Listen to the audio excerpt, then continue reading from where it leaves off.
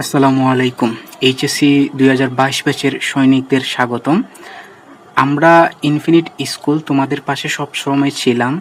এখন সরকার যে অ্যাসাইনমেন্ট দিয়েছে সেই অ্যাসাইনমেন্ট যাতে তোমরা সহজে এই অ্যাসাইনমেন্টগুলা সমাধান করতে পারো সেজন্য আমরা ইনফিনিটি স্কুল তোমাদের পাশে আছি। তো আমরা ধারাবাহিকভাবে প্রত্যেকটা অ্যাসাইনমেন্ট তোমাদের জন্য সলভ করে দিব এবং সুন্দরভাবে বুঝিয়ে দেওয়ার চেষ্টা করব। তো তোমরা আমাদের সাথে যারা ভিডিওটা দেখতেছো তোমরা এই ক্লাসটা তোমাদের বন্ধুদের কাছে শেয়ার করে দাও, তোমাদের যতগুলা গ্রুপ আছে সবগুলা গ্রুপে দিয়ে দাও এবং আমাদের সাথে থাকো। দেখো আমরা জিনিসগুলা ভেঙে ভেঙে তোমাদের বোঝানোর চেষ্টা করি। তো দেখো আমাদের উইক নাম্বার 1-এ ফিজিক্সের একটা অ্যাসাইনমেন্ট দিয়েছে, তার সাথে বাংলা এবং অন্যান্য সাবজেক্ট দিয়েছে। তো আমরা তো শুধুমাত্র সায়েন্সের সাবজেক্টগুলোর সমাধান আমাদের চ্যানেলে আপলোড করে দিব। তো তোমরা যারা এখন আমাদের চ্যানেলটিকে সাবস্ক্রাইব করো নাই তোমরা তাড়াতাড়ি সাবস্ক্রাইব করে বেল বাটনে ক্লিক করে রাখো যাতে পরবর্তী ভিডিও আপলোড করার সাথে সাথে তোমরা পেয়ে যাও। তো যে অ্যাসাইনমেন্ট 1 নাম্বার যে অ্যাসাইনমেন্ট ফার্স্ট উইকে দেওয়া হয়েছে সেই অ্যাসাইনমেন্টটা তোমরা সবাই দেখেছো। তো সেই অ্যাসাইনমেন্টটা আজকে তোমাদের জন্য আমরা সলভ করে দিব। তো দেখো প্রথম অ্যাসাইনমেন্টের উপরে একটা চিত্র দেয়া আছে, চিত্রটা হচ্ছে তোমার উমো নাম্বার থেকে। তো চিত্রটা আমরা ওইখানে লিখেছি। তো প্রথম যে 4টা কোয়েশন খ খ গ ঘ এই 4টা কোয়েশনের জন্য একটা উদ্দীপক দেয়া আছে, সেই উদ্দীপকটা এখানে লিখেছি। দেখো তোমরা যে তুমি 20 মিটার পার সেকেন্ড বেগে একদম খারাপভাবে একটি 400 গ্রাম বরের ক্রিকেট বল উপরের দিকে ছুঁড়ে মারলে। তুমি এই জায়গায় আসো, এটা ধরো তুমি, এটা তোমার মাথা, এটা হাত, এটা হচ্ছে পা। এখান থেকে তুমি একটা বল কি করছো, এখান থেকে তুমি একটা বল উপর দিকে কি, এই বলের ওজন হচ্ছে তোমার 400 গ্রাম বা 0.4 কেজি, কেজিতে নিলে 0.4 কেজি আসবে। তো তুমি কি করছো, এইটারে তুমি উপর দিকে নিক্ষেপ করছো। তো কত বেগে, বেগটা হচ্ছে তোমার 20 মিটার পার সেকেন্ড। তাহলে বেগের দিক হচ্ছে উপরের দিকে। তারপর এখানে তো একটা অবিকর্ষ ত্বরণ কাজ করবে, অবিকর্ষ ত্বরণের দিক কোন দিকে, নিচের দিকে। তারপর এখানে গিয়ে একটা শেষ বেগ পাবো আমরা, শেষ বেগের দিকটা হচ্ছে উপর দিকে। তাহলে এইখানে যে প্রথম যে কোয়েশনটা বলছে, দেখো কোয়েশনটা হচ্ছে বলটির, যে বলটা আমরা নিক্ষেপ করছি উপর দিকে সেই বলটার বেগ বনাম সময়ের গ্রাফ আঁকো। তো উপর দিকে নিক্ষেপ করলে যে আমরা একটা বেগ পাই, সেই বেগের ফর্মুলাটা হচ্ছে আমাদের বি ইজ ইকুয়াল টু ইউজিটি। তো এখানে আমরা প্লাসও ব্যবহার করতে পারি, মাইনাসও ব্যবহার করতে পারি। তো কখন আমরা প্লাস নেই, কখন মাইনাস নেই। দেখো এখানে যে আমি এই যে এগুলার দিক কেন বললাম, এই জন্য এখানে প্লাস নেব না মাইনাস নেব এটা সহজে বোঝার জন্য এখানে আমি এগুলার দিক এখানে দিয়ে দিছি। তো দেখো এই যে আমরা যে বেগে আদি বেগে নিক্ষেপ করছি জিনিসটা, এটার বেগ দিক হচ্ছে উপরের দিকে। তারপর শেষ বেগ যে বি পাবো সেইটার দিক উপর দিকে। তাহলে এইখানে মনে রাখো মাই ডিয়ার স্টুডেন্ট, এখানে যে যে দিক আছে একদিকে আছে সেগুলার আমরা একটা মান নিব প্লাস, আর বাকি অন্যদিকে যেগুলো আছে ওইগুলা নিব হচ্ছে মাইনাস। তো আমরা কোন দিকে প্লাস নিব কোন দিকে মাইনাস নিব এইটার ক্ষেত্রে তোমরা একটা বেজালে পড়ো। তো মাইনাস সবসময় বেজালের জিনিস, মাইনাসে গেলেই আমরা বেজালে পড়ে যাই। তো আমরা কি করব, যেদিকে বেশি আছে, যেদিকে বেশি আছে সেই দিকগুলার মানগুলো আমরা কি নিব, প্লাস নিব। যেদিকে বেশি আছে সেই দিকে প্লাস, আর যেদিকে কম মান আছে সেই দিকে আমরা মাইনাস নিব। তাহলে এইখানে দেখো উপর দিকে কিন্তু আমরা এই যে বিই ইউ শেষ বেগ এবং আদি বেগ দুইটা কিন্তু দুইটার দিক হচ্ছে উপরের দিকে, আর একটা মাত্র জিটার দিক হচ্ছে নিচের দিকে। তাইলে এখানে দুইটার দিক উপরের দিকে, তাইলে এই দুইটার ক্ষেত্রে আমরা কি নিব, প্লাস নিব, আর জিটার ক্ষেত্রে আমরা মাইনাস নিব। তাইলে এই যে এখানে আমাদের মাইনাস হবে। তো দেখো এই জিনিসটা হচ্ছে একেবারে বেসিকটা তোমাদের, যাতে তোমাদের বেসিকটা ক্লিয়ার হয়ে যায় তার জন্য এই জিনিসটা বললাম। তারপরে দেখো এবার হচ্ছে আমরা খুব সুন্দর করে এখানে বির জন্য একটা মান নিব এবং টির জন্য একটা মান নিব। তো ধরো আমাদের এটা হচ্ছে এক্স অক্ষ, এটা হচ্ছে এক্স অক্ষ, এটা হচ্ছে ওয়াই অক্ষ। তো সাপোজ হচ্ছে তোমার ধরো আমরা হচ্ছে তোমার এইখানে হচ্ছে টি বি। তো ধরো একেবারে শুরুতে তার এই যে আদিবেগটা দেয়া আছে কত, 20 মিটার পার সেকেন্ড। তো একেবারে শুরুতে কিন্তু সে কত বেগে, এইদিকে হচ্ছে তোমার টি আর এইদিকে হচ্ছে বি বনাম টি, এই যে বি বনাম টি গ্রাফ। তো যখন একেবারে শুরুতে তখন কিন্তু তুমি কত বেগে একদম খারাপভাবে বলটা নিক্ষেপ করছো, 20 meter per second. 20 meter per second. তাহলে যখন এই যে শূন্য ছিল, টি এর মান যখন 0 হবে তখন বি এর মান কত, বি এর মান হচ্ছে 20। তাহলে ধরো এটা 5, এটা 10, এটা 15, এটা হচ্ছে 20। তাইলে যখন হচ্ছে 0 তখন হচ্ছে 20। তো দেখো একটা সময় ধরো তুমি 0.1 টি এর জায়গায় তুমি 0.1 বসাও, 1 বসায় দেখো মানটা কত আসতেছে।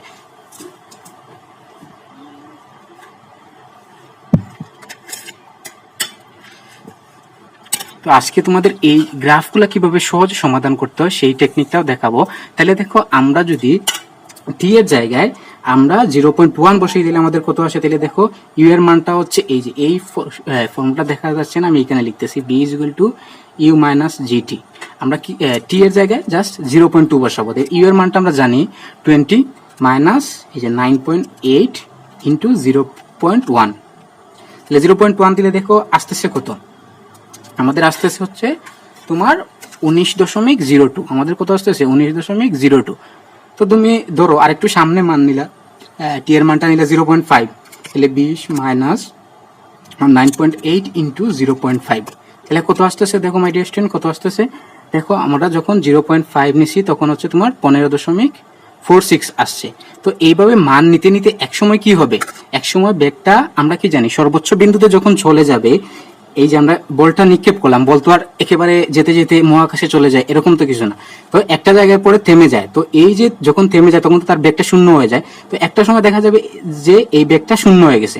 তো যেহেতু এখানে বেগ কমতেছে, এটা একটা হচ্ছে তোমার সম বেগের গ্রাফ। তাহলে সমবেগের গ্রাফ কি হয়, সরল রেখার মতো হয়। তাহলে দেখা যাবে যে এই গ্রাফটার আকৃতি এরকম হয়েছে, একটা সময় এখানে জিরো হয়ে যাবে, একটা সময় গিয়ে কি হবে জিরো হয়ে যাবে।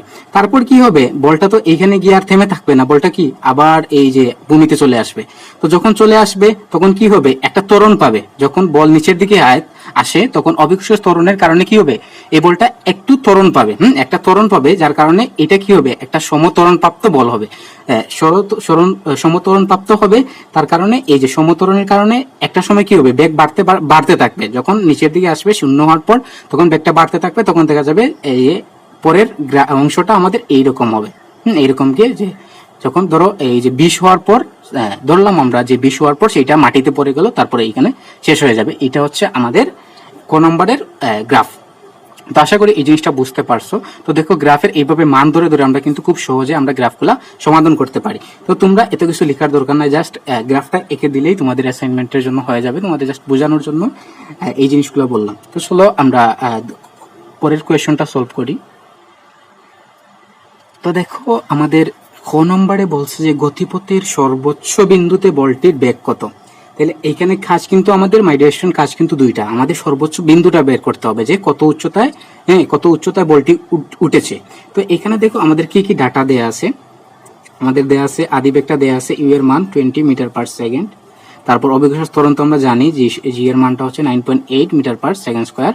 তাহলে দেখো আমাদের প্রথম কি করতে হবে, এখানে সুন্দর করে লিখবা, আমরা জানি ম্যাক্সিমাম সর্বোচ্চ উচ্চতাটা বের করতে হবে। তাইলে এইচ ম্যাক্সিমামের ফর্মুলা আমরা জানি স্কোয়ার বাই টিজি, তাহলে 2g স্কোয়ার বাই 2g। তাহলে এখানে ইউ এর মানটা হচ্ছে তোমার 20 স্কোয়ার 9.8।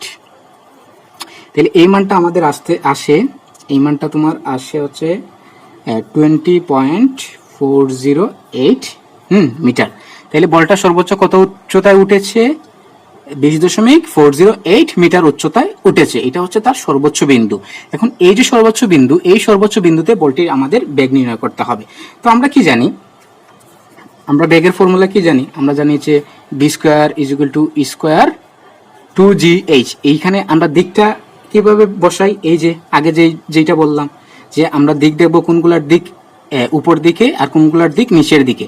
তো আমরা এক দিকের গুলায় প্লাস নিব, অন্য দিকের গুলায় আমরা মাইনাস নিব। তাহলে আমরা প্লাস কোন দিকে নিব, যেদিকে বেশি ডাটা আছে সেদিকে আমরা প্লাস নিব, আর যেদিকে কম আছে সেদিকে মাইনাস নিব। তাহলে এখানে হচ্ছে আগের মতো জি এর দিকটা হচ্ছে নিচের দিকে, এর জন্য আমরা জি এর সামনে মাইনাস দিয়ে দিলাম। তাহলে এখান থেকে আমাদের কি বের করতে হবে, আমাদের বি এর মানটা বের করতে হবে। তাহলে দেখো ইউ এর মানটা হচ্ছে তোমার 20 square plus 2 into 9.8 into 20.408 v square. তাহলে দেখো বি আমরা এই যে এটা 400 আসবে, এটার মানটাও 400 আসবে। তাহলে দেখো আমাদের বিটা কি আসতেছে, 0 আসতেছে। তাইলে আমরা কি লিখতে পারবো, তোমার সর্বোচ্চ বিন্দুতে বেগ 0। সর্বোচ্চ বিন্দুতে আমরা লিখে দিব সুন্দর করে, অতএব সর্বোচ্চ বিন্দুতে বেগ 0। তো আশা করি এই কোয়েশনটা তোমরা বুঝতে পারছো। আমরা কি প্রথমে সর্বোচ্চ বিন্দুটা নির্ণয় করব, সর্বোচ্চ বিন্দুটা কোথায়, বলটা কত উচ্চতায় উঠছে, তারপরে আমরা আমাদের যে বেগ নির্ণয়ের ফর্মুলা আছে v square is equal to square minus 2gh, এইটাতে বসায় দিয়ে আমরা কি করব আমরা সর্বোচ্চ বিন্দুতে যে বেগটা আছে সেই বেগটা আমরা বের করে নিয়ে আসতে পারবো। তো আশা করি এইটা তোমরা বুঝতে পারছো। তারপর গ নম্বরে চলো। গ নম্বরে ওই বিন্দুতে মানে সর্বোচ্চ বিন্দুটাই মিন করছে এখানে, সর্বোচ্চ বিন্দুতে আমাদের ত্বরণ বের করতে হবে। তাহলে দেখো আমাদের ডাটা কি দেয়া আছে, আমরা একটু আগে বের করছি যে তোমার শেষ বেগ, সর্বোচ্চ বিন্দুতে বেগ বা শেষ বেগ, এই বেগটা হচ্ছে তোমার 0। তারপর হচ্ছে আমরা আদি বেগ কত বেগে নিক্ষেপ করছিলাম, 20 মিটার পার সেকেন্ড বেগে। তারপর হচ্ছে তোমার এইখানে হচ্ছে এইচ এর একটা মান পাইছি আমরা, সর্বোচ্চ উচ্চতা, এই মানটাও আমাদের লাগবে সর্বোচ্চ ত্বরণ নির্ণয়ের ক্ষেত্রে। এই মানটা আমরা কত পাইছি, আমরা পাইছি যে তোমার 20.408। আর আমাদের বের করতে হবে জি অথবা এ, যাই লেখো না কেন কোনো সমস্যা নেই, আমরা আমাদের ত্বরণটা বের করতে হবে যে সর্বোচ্চ বিন্দুতে ত্বরণটা কত হয়েছে। তো জিনিসটা দেখো আমরা এখানে কি কোন ফর্মুলা ব্যবহার করব, আমাদের বের করতে হবে কি সর্বোচ্চ বিন্দুতে ত্বরণ। সর্বোচ্চ বিন্দুতে ত্বরণ, সর্বোচ্চ বিন্দুতে ত্বরণ হচ্ছে তোমার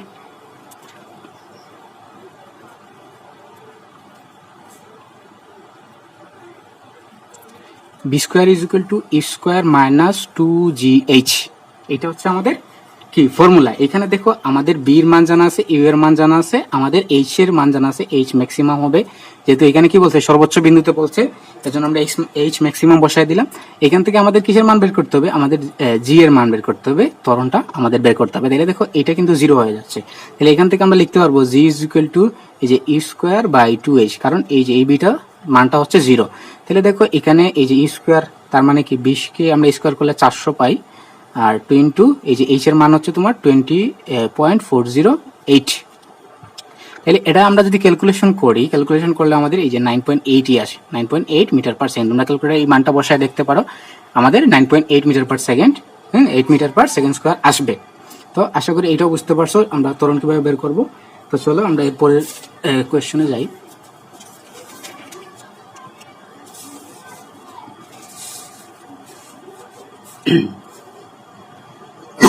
আচ্ছা, আমাদের ঘ নম্বর কোয়েশ্চনটা দেখো।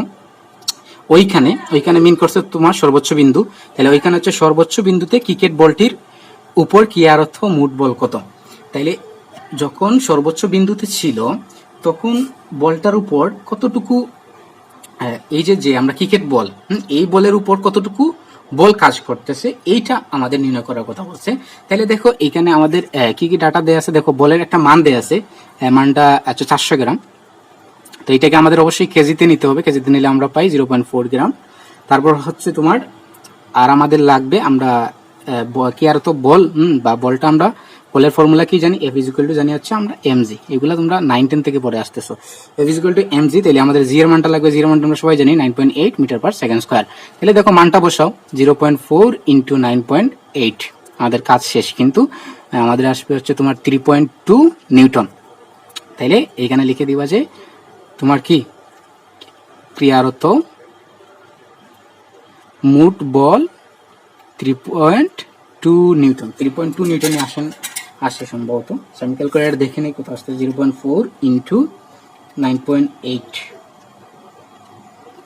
ইয়েস আমাদের 3.2 না 3.92 আসতেছে, 3.92 আসতেছে, 3.92 আসতেছে, 3.92 নিউটন। তাইলে সর্বোচ্চ বিন্দুতে ক্রিকেট বলটার উপর ক্রিয়ারত মোট বল কত তোমার 3.92 নিউটন। তো আশা করি এটা বুঝতে পারছো। তো এই যে প্রথম যে উদ্দীপকটা দেওয়া ছিল এই উদ্দীপকটা থেকে এই 4টা কোয়েশনই দেওয়া আছে। তো এই 4টা কোয়েশন আমরা সলভ করলাম, তার উপরে একটা চিত্র আছে। তো এই চিত্র থেকে কিন্তু আমাদের উমো নম্বর কোয়েশন থেকে শুরু। তো চিত্রটা হচ্ছে এখানে এরকম একটা চিত্র দেওয়া আছে, আর এখানে বলে দিছে যে ফিগার 1 1-এ 1.5 কেজি, এই যে এখানে হচ্ছে এই যে 1.5 কেজি বলটি একটি টেবিলের উপর, এটা ধরো একটা টেবিলের উপর বলে দিচ্ছে, একটা টেবিলের উপর স্থির অবস্থানে আছে এবং বলছে যে 2 কেজি, এই যে এই 2 কেজি বরের 2 কেজি বরের আরেকটি বর একটি অসম্প্রসারণশীল সুতা দিয়ে ঝুলানো আছে। এই যে আরেকটা বল তোমার একটা সুতার মাধ্যমে ঝুলানো আছে। টেবিল ও 1.5 কেজি বরের মাঝে ঘর্ষণ গুণাঙ্ককে আমরা কি দ্বারা প্রকাশ করি, মিউ এস দ্বারা প্রকাশ করি, ঘর্ষণ গুণাঙ্কটা দেয়া আছে। তো তারপরে আমাদের কি নির্ণয় করতে হবে, দেখো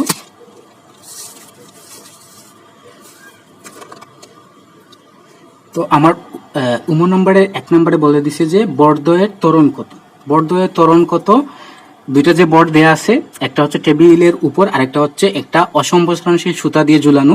বলছে এই দুইটা বর্ডের ত্বরণ কত এবং সুতাটি অসম্প্রসারণশীল না হলে তোমার উত্তরের কি পরিবর্তন হবে। তাহলে প্রথম কাজ হচ্ছে আমরা বর্ডের ত্বরণটা বের করে নেই। তাহলে এখানে কি দেয়া আছে, তোমার ঘর্ষণ গুণাঙ্ক মিউ এর মান দেয়া আছে তোমার 0.2।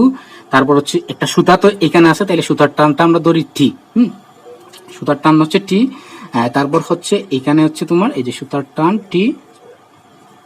তারপর হচ্ছে বর্ডদ্বয়ের ত্বরণ, এটা আমাদের বের করতে হবে। বর্ডদ্বয়ের ত্বরণ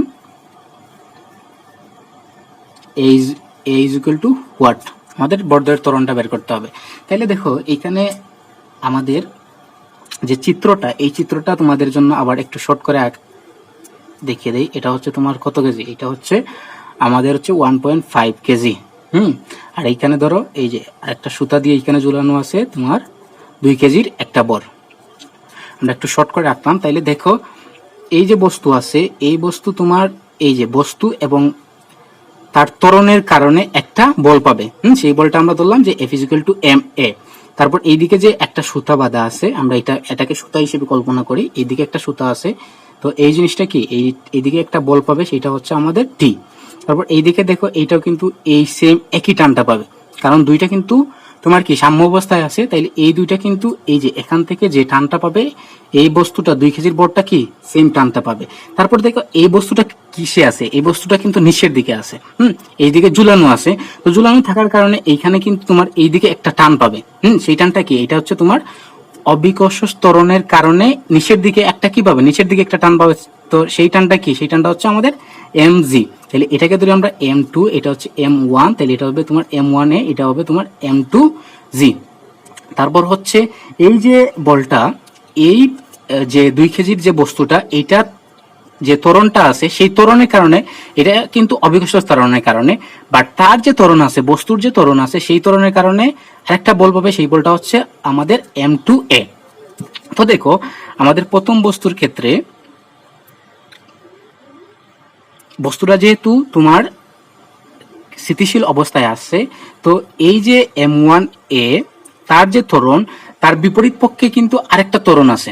আমরা এই যে দড়ি টানাটানি যখন খেলি, তো তখন যদি দুই পক্ষ কি হয়, দুই পক্ষ সমান তালে টানে, তখন কিন্তু আর কোনো দিকে যায় না, তো এইখানে স্থির অবস্থায় থাকে। তো এইখানে জিনিসটা হচ্ছে সেম। এখানে কি হয়েছে, দুই দিক থেকে তোমার টানটা হচ্ছে সমান, শক্তিটা সমান দেওয়া হচ্ছে, যার কারণে এটা স্থির আছে, স্থিতিশীল আছে। তো এখানে দেখো এইটার সমান কি হবে, এখানে তোমার এই যে সুতার টানের জন্য একটা কি হবে, একটা বল আছে। তারপরে এইখানে দেখো তোমার এই যে ঘর্ষণ গুণাঙ্ক দেয়া আছে, তার ঘর্ষণের টেবিলের যে ঘর্ষণ আছে, সেই ঘর্ষণ গুণাঙ্কের জন্য একটা তোমার টানটা কাজ করবে। তো এই যে মূল যে সুতার টানটা আছে, এই টান থেকে যদি আমরা যে ঘর্ষণ গুণাঙ্কের কারণে যে টানটা আসবে, সেই টানটা আমাদের যদি বাদ দিয়ে দেই, তাহলে এইটা সমান হবে আমাদের ত্বরণের কারণে বস্তুর বলের সমান হবে। তো এই দুইটা জিনিস সমান হচ্ছে এই জায়গায়। তো এই জায়গা থেকে দেখো আমরা কি পাই, এই জায়গা থেকে আমরা লিখতে পারবো এই যে মিউ, আচ্ছা এখানে হবে মিউ এস টি। তাহলে এই টিটা আমরা টি মানটা তো জানি না, তাহলে মিউ এস এর মান হচ্ছে তোমার 0.2 টি, আর এই যে m1 এর মানটা হচ্ছে কত 1.5 a। তাহলে এখান থেকে দেখো, এখান থেকে যদি আমরা টিটা কমন নেই, তাহলে আমাদের আসবে 1 মাইনাস 0.2, আর এখানে হচ্ছে 1.5 a। তাহলে এখান থেকে যদি আমরা লিখতে চাই, তোমার টি সমান লিখতে চাই, দিলে কি পাবো 1.5 a, আর 1 থেকে 0.2 বাদ দিলে আমাদের আসতেছে 0.8। এটাকে সমীকরণ 1 বানিয়ে দাও। তারপরে দেখো আমরা দ্বিতীয় বস্তুর ক্ষেত্রে সুতার এই যে টিটা আমরা বের করি।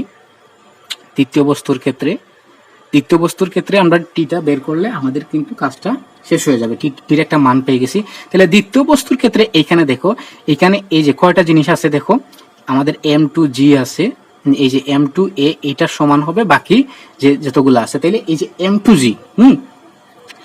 m2g এইটা কিন্তু এইটা থেকে আমরা যদি সুতার টানকে বাদ দেই, আমরা যদি এই যে আমরা লিখি m2, এটা কেটে দাও, m2g এটা থেকে যদি আমরা সুতার টানটা বাদ দেই, তাইলে যে জিনিসটা পাবো সেইটাই তোমার এই যে ত্বরণের কারণে বল, ত্বরণের কারণে প্রাপ্ত বল। তাইলে দেখো এখান থেকে আমরা কি লিখতে পারি, আমরা লিখতে পারবো তোমার 2, যে বস্তুর m2 এর মানটা হচ্ছে কিন্তু 2 ইন্টু 9.8 মাইনাস টির একটা মান আমরা পাইছি যে সমীকরণ, এই যে এটা এখানে বসাই দাও 1.5 এ বাই 0.8, আর এখানে হচ্ছে তোমার কত হবে 2a হবে।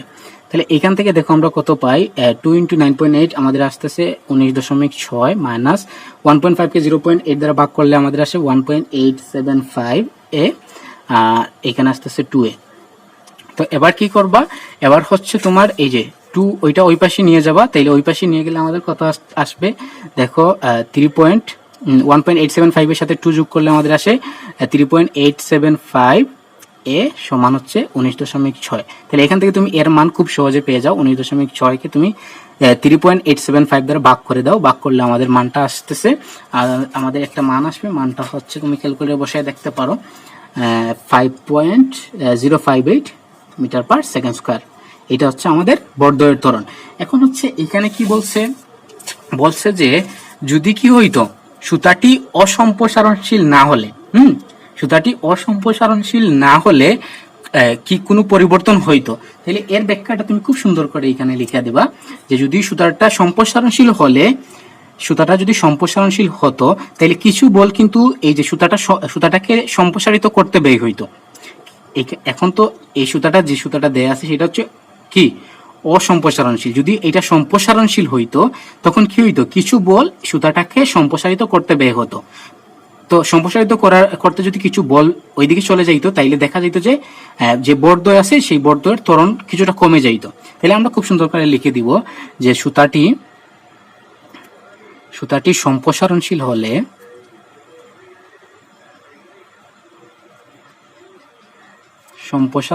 হলে কিছু বল সুতাটিকে সম্প্রসারিত করতে ব্যয় হতো,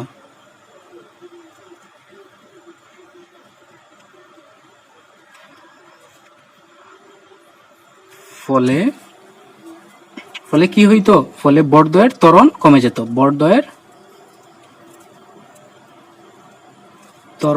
কমে যেত, শেষের লাইন লিখে দিবা যে অতএব সুতাটি অসম্প্রসারণশীল হলে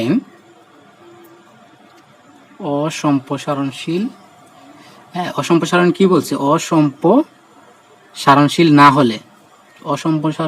না হলে কি হইতো, বর্ধয়ের ত্বরণের মান কম পাওয়া যেত। বর্ধয়ের ত্বরণের মান কম পাওয়া যেত।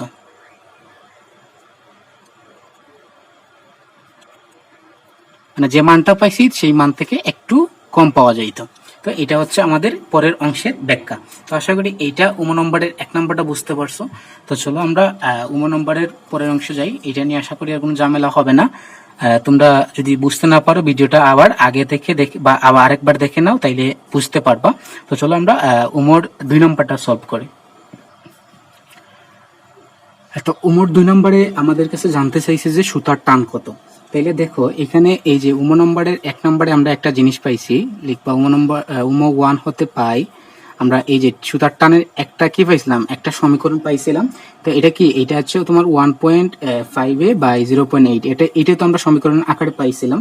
তো এখান থেকে দেখো আরেকটা জিনিস হচ্ছে আমরা পাইছিলাম, সেটা হচ্ছে a এর মান, বর্ধয়ের ত্বরণ। তাহলে এই ত্বরণের মানটা কত আইছে, আমাদের আসছিল 5.058 মিটার পার সেকেন্ড স্কয়ার।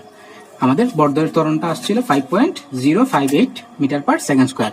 তাহলে এইখান থেকে দেখো আমরা জাস্ট কি করব, আমরা এই এর মানটা বসাই দেব। তাহলে আমরা লিখি এ এর মান, ত্বরণের মান বসিয়ে পাই। ত্বরণের মানটা যদি আমরা এই জায়গায় বসাই দিই তাহলে কত আসে আমাদের 1.5 ইন্টু যে 5.058 বাই হচ্ছে তোমার 0.8। এটা বসালে আমাদের কত আসতেছে দেখো,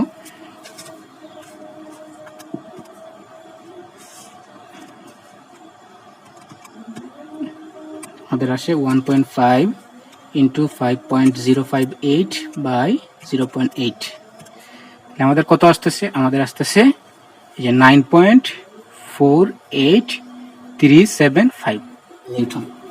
এটা হচ্ছে তোমার কি, আমাদের যে সুতার টান এখানে কাজ করতেছে, এই সুতার টানটা হচ্ছে 9.48375। তাহলে তুমি খুব সুন্দর করে লিখে দিবা, অতএব সুতার টান 9.4 9.84 লিখতে পারো, 9.48 নিউটন। তো চলো আমাদের আরেকটা কোয়েশ্চন আছে, এটা হচ্ছে শেষ কোয়েশ্চন। এই কোয়েশ্চনটা নম্বরে 3 নম্বরে বলে দিছে যে 2 কেজি বরের, এই যে এখানে যে 2 কেজি বর ছিল সুতায় ঝুলানো, এই 2 কেজি বরের জন্য বরের জন্য সরণ বনাম সময় গ্রাফ আঁকো। আমাদের কি বলছে যে 2 কেজি বর আছে, সেই 2 কেজি বরের জন্য আমাদের কি বলছে সরণ বনাম সময়ের গ্রাফ আঁকো। তাহলে দেখো আমরা একটু আগে একটা জিনিস পাইছিলাম, আমরা এই যে বর্ধের ত্বরণটা পাইছি, ত্বরণটা কত ছিল আমাদের 5.058। তাহলে সরণ এবং সময়ের যে ফর্মুলা, সেই ফর্মুলাটা আমরা কি জানি, S = এই যে B0t বা UT প্লাস হচ্ছে তোমার হাফ AT স্কোয়ার। তাহলে এইখান থেকে এই যে সরণ এবং সময় এই দুইটা বনাম সরণ এবং সময়ের সাথে এই সমীকরণ এর আমরা মানগুলা বসায় দিয়ে আমরা গ্রাফটা আঁকার চেষ্টা করব। তো দেখো ধরো এইটা হচ্ছে আমাদের গ্রাফ, এটা হচ্ছে এক্স অক্ষ, এটা হচ্ছে এক্স অক্ষ, তাইলে হচ্ছে তোমার এই দিকে হচ্ছে টি আর এই দিকে হচ্ছে বি। তো দেখো এখানে আমরা কিন্তু আদিবেগ একেবারে শুরুতে আদিবেগ এখানে আমরা 0 কল্পনা করব। আদিবেগ হচ্ছে তোমার 0 মিটার পার সেকেন্ড বিবেচনা করে, একটু সুন্দর করে লিখবা, বিবেচনা করে সরণের সূত্র একটু সুন্দর করে লিখতে পারো, যেহেতু অ্যাসাইনমেন্ট লিখতেছো। সরণের সূত্র কি, সরণের সূত্র S = এই যে আমরা B0t লিখি, B0t plus half AT square এ প্রয়োগ করি। তো কি টি এর বিভিন্ন মানের জন্য এস এর মান পাই, লিখবা টি এর বিভিন্ন মানের জন্য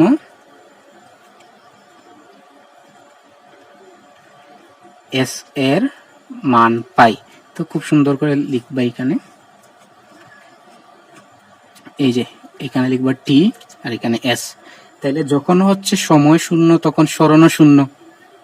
যখন 1 মিনিট হবে, এই যে এখানে 1 বসাও টি এর জায়গায়, তখন দেখবা হচ্ছে তোমার একটা সরণ পাবো আমরা।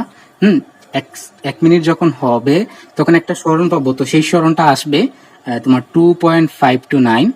যখন আমাদের সময়টা টির মানটা আমরা 2 বসাবো এই সমীকরণে, তখন কি হবে, এই যে আদিবেগটা আমরা কি করব, আদিবেগটা 0 কল্পনা করব, কিন্তু এই জায়গায় বলছি তাহলে এই মানটা পুরোপুরি 0 হয়ে যাচ্ছে। জাস্ট এইখানে কি হবে, এই যে এর মানটা কিন্তু এইখানে দেয়া আছে, এই যে এর মানটা দেয়া আছে, আর টির মানটা তো আমরা এইখানে বসাচ্ছি।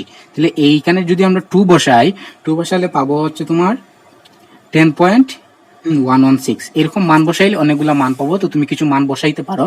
আর তোমরা যেহেতু অ্যাসাইনমেন্ট করতেছো, সেজন্য কি করতে হবে, তোমাদের গ্রাফ পেপার নিয়ে আসতে হবে। গ্রাফ পেপার নিয়ে এসে খুব সুন্দর করে মানগুলা বসায় করতে হবে কাজটা। তো আমরা এখানে যেহেতু খাতায় করতেছি, তার জন্য জাস্ট তোমাদের আমরা আকৃতিটা দেখাচ্ছি, বাট তোমরা যখন করবা তখন গ্রাফে মানগুলা বসে আরো অনেকগুলো মান নিবা, মান নিয়ে বসাইয়া তোমরা খুব সুন্দর করে গ্রাফটা এঁকে দিবা। তাহলে দেখো যখন 0 আসতেছে তখন কিন্তু তোমার এই যে এইখানে আমি কিন্তু বি লিখছি, এটা হবে এস, এটা হবে এস। আমাদের কি বলছে, সরণ বনাম সময়ের গ্রাফ, তার মানে কি এস বনাম এস ভার্সেস টি এর গ্রাফ। তাহলে দেখো যখন হচ্ছে সময় শূন্য, এটা তো আমাদের মূল বিন্দু 0, তখন কিন্তু সরণে শূন্য। যখন আমরা এই যে 1 2 3 4 এইদিকে ধরে 1 2 3 4 এভাবে গেছে, তো দেখো আমাদের কিন্তু একটু একটু করে সরণ বাড়তেছে, সময় বাড়তেছে। তাইলে দেখবা আমাদের এই যে গ্রাফটা এই যে এইরকম হবে, এরকম বাড়তে বাড়তে বাড়তে বাড়তে এইরকম যাবে। তো এটা হচ্ছে আমাদের আকৃতি।